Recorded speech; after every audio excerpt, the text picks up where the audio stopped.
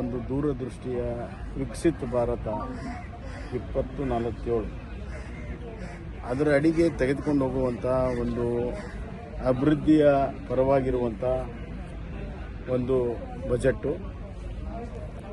ಅಷ್ಟೇ ಅಲ್ಲ, physical consultation ಅಷ್ಟೇ ಅಲ್ಲ, ಎಕನಾಮಿಕಲ್ ಸ್ಟ್ರಕ್ಚರ್ ಮತ್ತು ಸೋಷಲ್ ಸ್ಟ್ರಕ್ಚರ್ ಎರಡನ್ನೂ ಕೂಡ ಮಹತ್ವ ಕೊಟ್ಟು ಸಮತೋಲನದಿಂದ ತೆಗೆದುಕೊಂಡು ಹೋಗುವಂಥ, ಅಂದರೆ ಗ್ರೋತಲ್ಲಿ economic growth, inclusive growth, social ಸ್ಟ್ರಕ್ಚರಲ್ಲಿ ಗ್ರಾಮೀಣ, ಅರ್ಬನ್, ಬಡವರು, ಹೆಣ್ಣುಮಕ್ಕಳು, ಯುವಕರು ಮತ್ತು ರೈತರು ಮತ್ತು MSME ಹೀಗೆ ಎಲ್ಲ ವರ್ಗದ ಜನರಿಗೆ, SC ST ಸಮಾಜಕ್ಕೆ ಇವತ್ತು ದುಡಿಯುವ ಕೈಗಳಿಗೆ ವಿಪುಲವಾದಂಥ ಅವಕಾಶವನ್ನು ಕೊಟ್ಟಿರುವಂಥದ್ದು ಒಂದು ಬಜೆಟ್.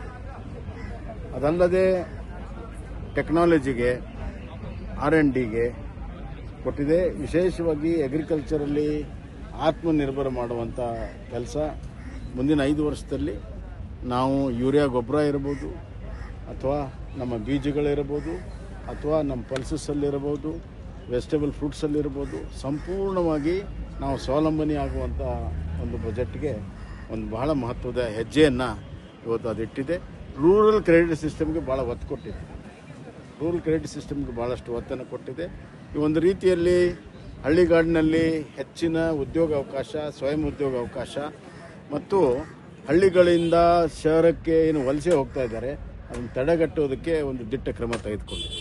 ಇನ್ನು ಎರಡನೇದಾಗಿ ಟ್ಯಾಕ್ಸೇಷನಲ್ಲಿ ಭಾಳಷ್ಟು ಸರಳೀಕರಣವನ್ನು ಮಾಡಿದೆ. ಕಸ್ಟಮ್ಸ್ ಡ್ಯೂಟಿಯಲ್ಲಿ ಸರಳೀಕರಣವನ್ನು ಮಾಡಿದೆ.